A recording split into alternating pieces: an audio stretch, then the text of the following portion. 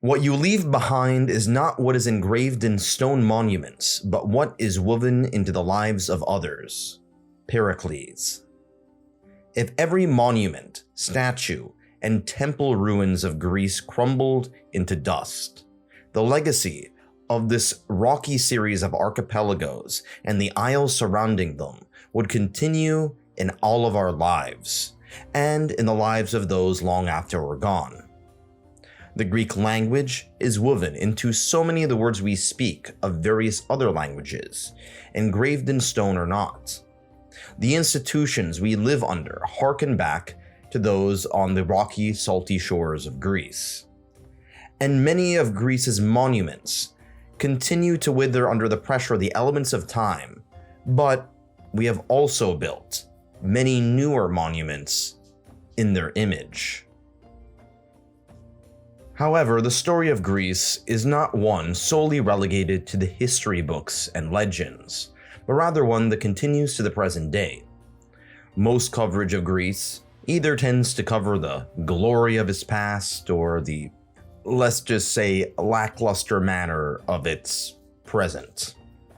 Unfortunately, this covers up countless stories that are sandwiched between the epics of the classical age and the modern day. Today, we're going to go over the Greek story from a time shrouded in myths to the present day. Make no mistake, this will be a brief overview for those of you who want an overall picture, as we can only scratch the surface without making this video a few weeks long. I will start off this story not with titans, gods, or epic heroes, but rather bipedal apes. The oldest remains of humans outside of Africa were actually found in what is now Greece. Little is known about the pre-Indo-European peoples, and they were quickly overrun by incoming human migration. Eventually, during the Neolithic period, the latter period of the Stone Age, when humans started to develop agriculture, farmers and shepherds had moved from Anatolia in what is now modern-day Turkey, sailing across island chains to what is now Greece. These Indo-European peoples were native to the grasslands of what is now Ukraine or the steppes of Anatolia, depending on who you ask. Through the domestication of the horse and the use of wheeled carts, they spread throughout much of Europe, Iran, and the Indian subcontinent, which is why languages like Greek have the same sort of phonetic similarities that you'd hear with other Indo-European languages, such as, say, German or Farsi or even Hindi. It is also part of the reason why there are some striking similarities between the religion of the ancient Greeks and those of other Indo-European people groups, such as those of Norse mythology and even Hinduism in India. Greece and India, two regions with some of the richest cultural tapestries, came from these distant foundations and would eventually come into contact several centuries later under Alexander the Great. Now, going back to this early settlement period, we saw the beginnings of the Greek language, although this was by no means identical to what the Greeks speak today, or even what they spoke during the time of the Athenian Golden Age. The first civilization of Greece, and Europe for all that matter, were the Minoans on the island of Crete. We really don't know whether their language was Indo-European like Greek, Semitic like Arabic or Hebrew, or some pre-Indo-European language that we haven't cracked the code of yet. The Minoans were the first complex civilization in Europe. They had a writing system, large cities by the standards of their time, and for some reason really loved bulls. However, their civilization would be destroyed, most likely due to a nearby volcanic explosion. Eventually, the action would shift northward, as the Mycenaean peoples would invade what is now Greece. These were Indo-Europeans. And with the downfall of the Minoans, the Mycenaeans would be the dominant cultural group. However, it's not as though the Minoans were completely forgotten about. The story of Minoan demise may have contributed to Plato's tale of Atlantis, although we don't know for sure. The story of the Minotaur, half man, half bull, was also inspired by these stories of Crete as well. The Mycenaeans adopted the Linear A script from the Minoans, and formed an even more complex civilization on the mainland, coming into prominence during the Bronze Age. Crete was still an important source of tin used for the production of bronze alongside copper, and it may even have been the birthplace of the Philistine culture mentioned in the Bible. These Philistines will get more important in the future. At the time, the Mycenaeans were not a united state, but a series of autocratic small states or tribes, who really didn't know that much about each other. They would eventually collapse, as many civilizations did during the Bronze Age collapse. And to be honest, we really don't know that much about the Bronze Age collapse. Perhaps it was due to famine or drought, or an invasion by the aforementioned sea peoples, the Philistines from Crete being one of those sea peoples. Now, the Mycenaeans were not the only civilization to collapse during the Bronze Age collapse. The new Egyptian kingdom collapsed along with the Hittite civilization, pretty much met the dust during this time as well. This began the Greek Dark Ages. It's called the Dark Ages as we really don't know much about this time period aside from the civilizations taking a downturn. However, not all memory of the Mycenaeans were lost.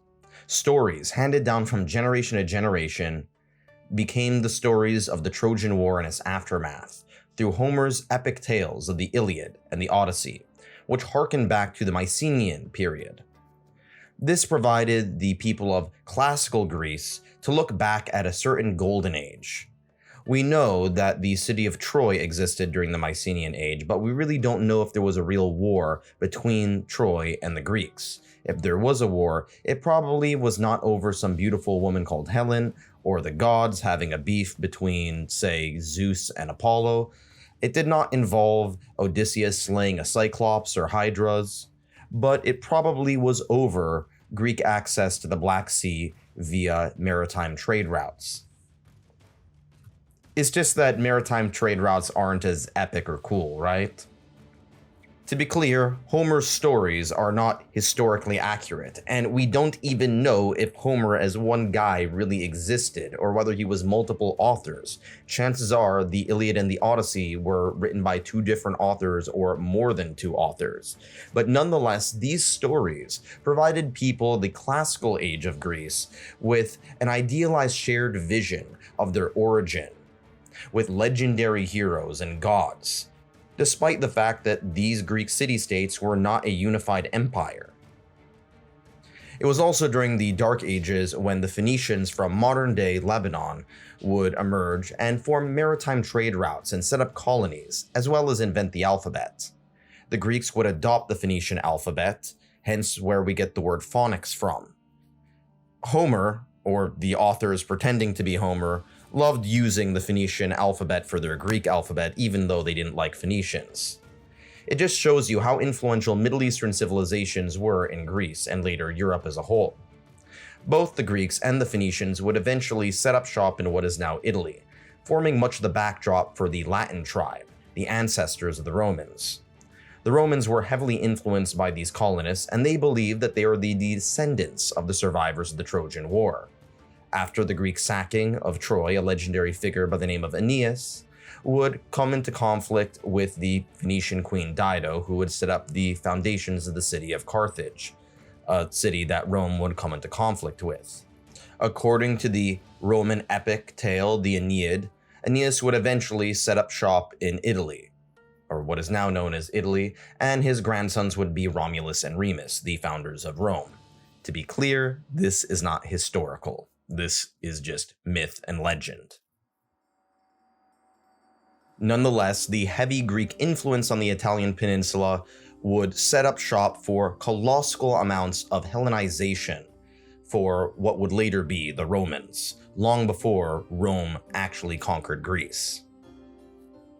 The Greeks would eventually pull themselves out of the Dark Ages, forming well-established city-states.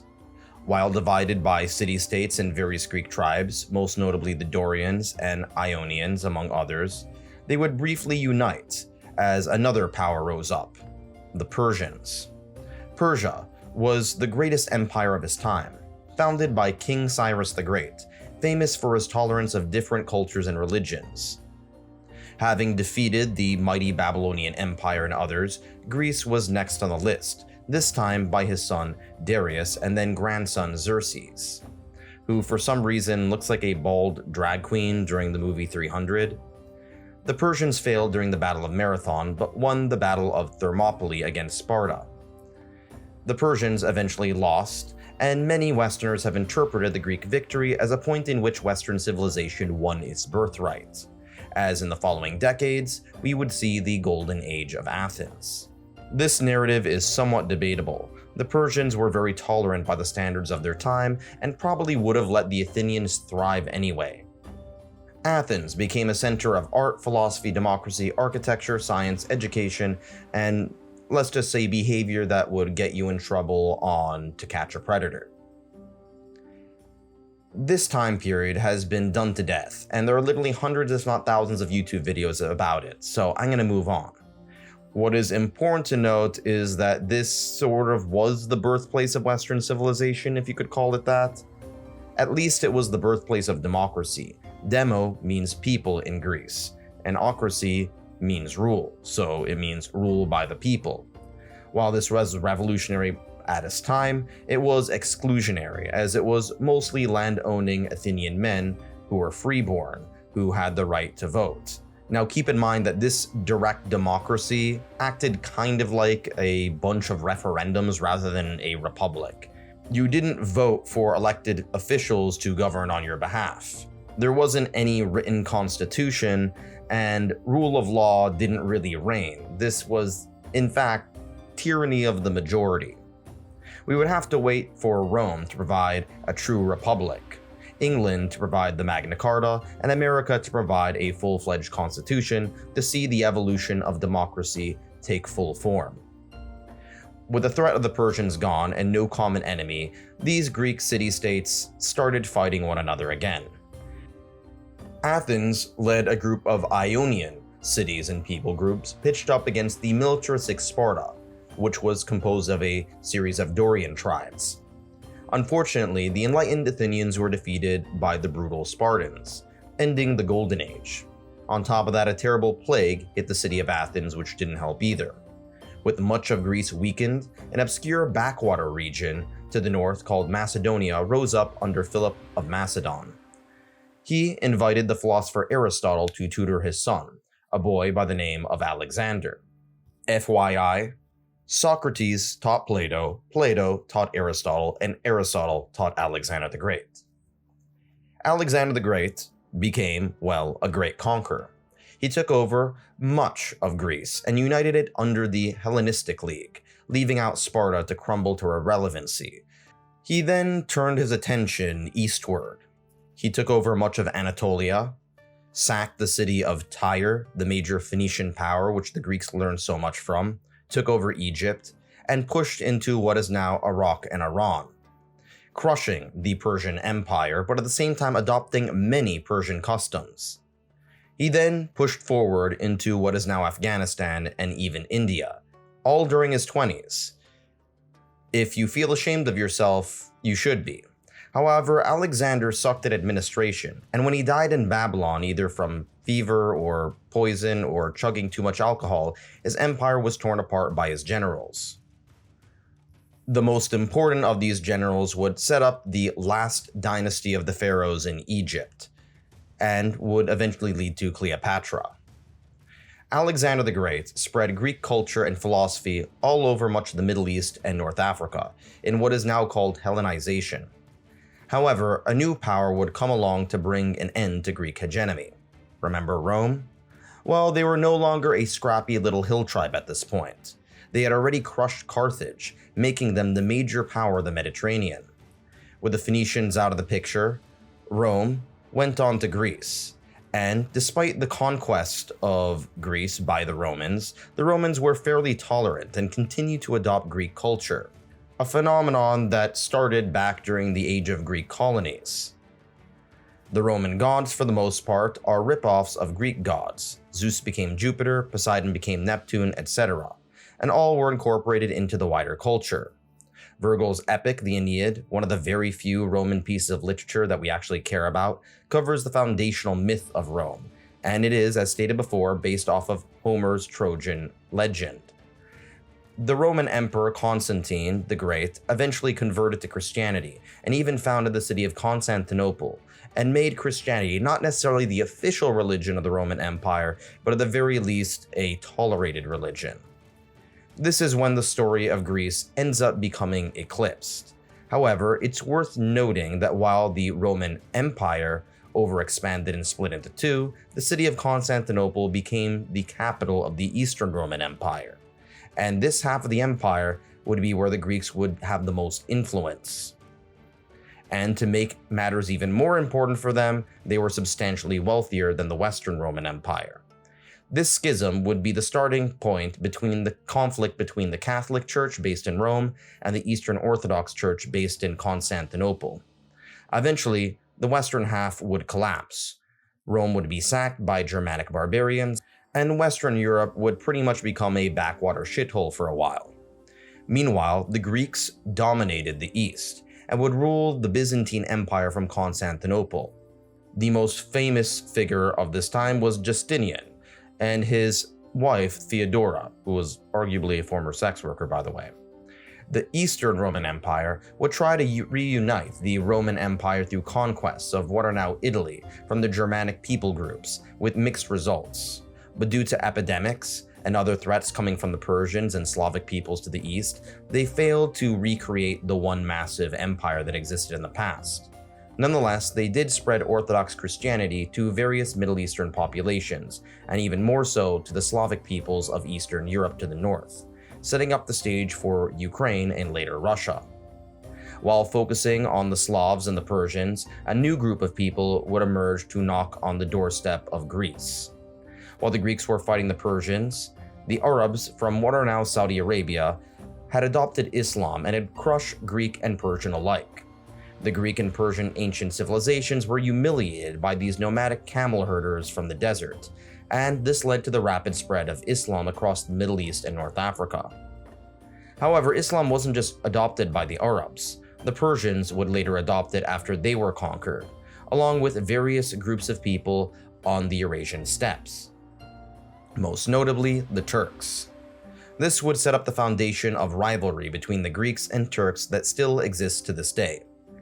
One group, called the Seljuk Turks, combined Islam with their Turkish ancestral roots, along with some Persian influence, taking over Jerusalem in what Christians called the Holy Land. The Eastern Orthodox Greeks, threatened by this, called on the Catholic Church in the West to help them. Even though they didn't really like each other, I guess it's kind of like when siblings fight, but when a big bully comes in to bully your brother, you gotta help your brother out. This led to the Crusades, which, let's just say, wasn't particularly successful, with the exception of the first one. It did set up some Western Crusader states in the Levant region, but it eventually failed, as Western Europe was just too backward and disorganized at the time. During the Fourth Crusade, the Western Crusaders even ended up sacking Constantinople itself, weakening the empire. Eventually, more Byzantine lands would be taken over by the Turks, but this time another group of Turks, the Ottomans, who would eventually conquer Constantinople in 1493, marking the end of the Eastern Roman Empire and the end of the Middle Ages as a whole. In Europe, the Middle East, and North Africa, the Middle Ages usually refers to the time between the collapse of the Western Roman Empire and the Eastern Roman Empire. The Ottoman Turks would rename the city of Constantinople into Istanbul, thereby bringing the early modern ages. From that point on, the Greeks would no longer be at the direct forefront of their own affairs, at least not for a while. The Ottomans alternated between tolerating Christian Greeks and suppressing them, depending on the period of time you were talking about and what specific issue you were talking about.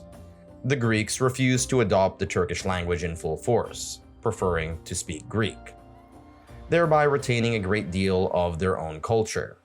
This is in sharp contrast to Egypt, which lost much of its ancient Egyptian identity to Arab and Islamic culture. At this period of time, Greece was considered to be a relic of the past. However, it was held near and dear in the hearts and minds of many Western European intellectuals and later American intellectuals as the bedrock of Western civilization. However, modern Greece at the time was very different from Northwestern Europe. centuries of Turkish rule made them an Oriental peoples in the eyes of the British and the French. Now, to be clear, ancient Greece was nothing like modern-day Britain or France. Some of the time believed that the supposedly backward Eastern modern Greeks were not related to the rational, enlightened ancient Greeks, but this was straight-up bullshit. It's worth keeping in mind that Greece's influence on nations like Britain, France, and others was indirect through centuries of Roman influence. Even with Ottoman rule, the Greeks kept up their own customs and identity, and when the French Revolution instilled notions of liberalism, enlightenment, nationalism, and revolution, the Greeks would fight for their independence and win. By this point, the power of the Ottomans, the last Islamic empire, began to crumble. Greece went through a lot of turmoil and territorial disputes, but managed to modernize nonetheless, with new technology, and on top of that, their population grew. This put a strain on an area that already had pretty poor soil quality and could not feed a large population. Because of this, many Greeks immigrated to the New World, forming Greek towns in cities like Chicago and Toronto during the late 1800s and early 1900s. Greeks and other immigrants from Southern and Eastern Europe would eventually have to assimilate to North American society, which at the time was overwhelmingly composed of people from Northwestern Europe. If you've ever watched the movie My Big Fat Greek Wedding, it really encapsulates this sort of culture clash and is one of the few rom-coms that isn't complete garbage. It covers the cultural clash of Southern European immigrants with the existing Anglo-Saxon, for lack of a better term, ethnic groups, and how they eventually reconciled. Fun fact, the movie is set up in Chicago's Greektown, but was actually filmed in Toronto's Greektown. Now going back to more important matters, to Greece itself. The Greeks would form strong bonds with other Eastern Orthodox peoples that were being oppressed under the Turkish boot. Bulgarians, Serbians, and Montenegrins, along with Greeks, would defeat the Ottomans, further crippling what at this point was referred to as the sick man of Europe, and solidifying a sense of shared Orthodox Christian solidarity. These series of wars were also brutal, using nationalism as a justification for ethnic cleansing, and this bloodshed would set the foundations of World War I. Greece stayed neutral throughout much of the First World War, but joined the Allies towards the very end. The Great War led to the collapse of the Ottoman Empire and the creation of the modern Turkish state led by Mustafa Kemal Atatürk, a Turkish nationalist who was a secular humanist and managed to push the Greeks out of line of what is now Turkey. By the end of the conflict, there was a two-way mass migration that was partially forced. This involved the Turks that were living in what is now Greece going to Turkey and vice versa. Some would call this legalized mutual ethnic cleansing, and it's part of the reason why both the nations of Greece and Turkey are very homogeneous today, even though they weren't in the past. A second Greek republic was formed during the interwar period. This was replaced by a king and a semi-fascist government. Despite this semi-fascist government, Greece found itself on the Allied side of World War II, and was invaded by fascist Italy. The Greeks were pretty successful at repelling the Italians, who were quite inept, but the Germans proved to be much more formidable, and sent Greeks into camps. A large portion of Greece's Jewish population fled or perished. In sharp contrast to most of Eastern Europe, Greece was not liberated from the Germans by the Soviet Union, namely the Russians, but rather by the British, alongside their imperial troops from New Zealand taking back Crete. Oh, and of course there was the Greek resistance. Yeah, you never thought New Zealand would play an important role in Greek history, did ya? Before World War II even ended, a civil war sparked out in Greece, between nationalist forces backed by the British and the Americans and communists backed by the Soviet Union. Eventually, both the Germans and later the communists were defeated, and many consider this Greek Civil War to be the foundation of the Cold War, even before the bombings of Hiroshima and Nagasaki, let alone the full aftermath of the Axis power surrender. This is part of the reason why Greece was one of the few Eastern European countries in the pro-American camp during the Cold War. Greece was rebuilt using American funds during the Marshall Plan, and both Greece and Turkey were accepted into NATO as one.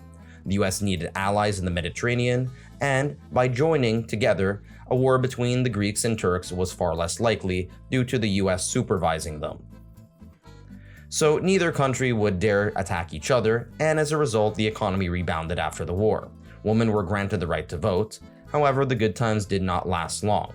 During the 1960s, a military coup took place, and this hurt relations with the West, and Greece temporarily left the NATO command structure. On top of that, Turks invaded the majority Greek island of Cyprus in 1974. Eventually, democracy was restored in the Third Hellenic Republic of Greece. It rejoined NATO's command and set up its track record to becoming a member of the European Union. During the 90s, after the Cold War, Greece was still part of the Western Alliance system, but it did not take part in the NATO intervention in Bosnia and Kosovo in spite of mass Serbian war crimes against Muslim Bosnians and Albanian populations, by and large because Greeks saw the Serbs as Orthodox brethren. But nonetheless, it didn't impede NATO's intervention either. During the 2000s, Greece's economy was one of the weakest in Europe, and by 2008, the Great Recession led to the Eurozone crisis, which hit Greece the hardest. Greece was in massive debt, its government bonds turned into used toilet paper, and under the pressure from Germany and other northern European countries, the Greeks had to cut spending through austerity measures. The economic hardship led to the rise of far-left and far-right groups. Thankfully, matters have improved over the course of the next decade and halfway through the 2010s. But it's kind of a boring ending so far. I mean, we started talking about apes and then gods and heroes, and then moved on to conquerors, kings, philosophers, modern warfare, nation building, and then we ended off with interest rates and debt. This is not an economics channel.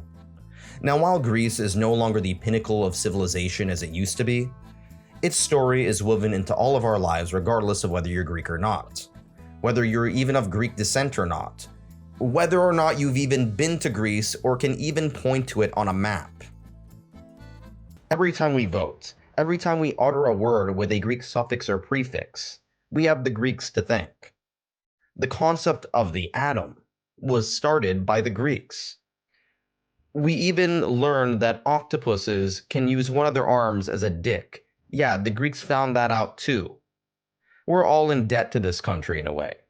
As Diogenes said, quote, "I am not an Athenian or a Greek, but a citizen of the world."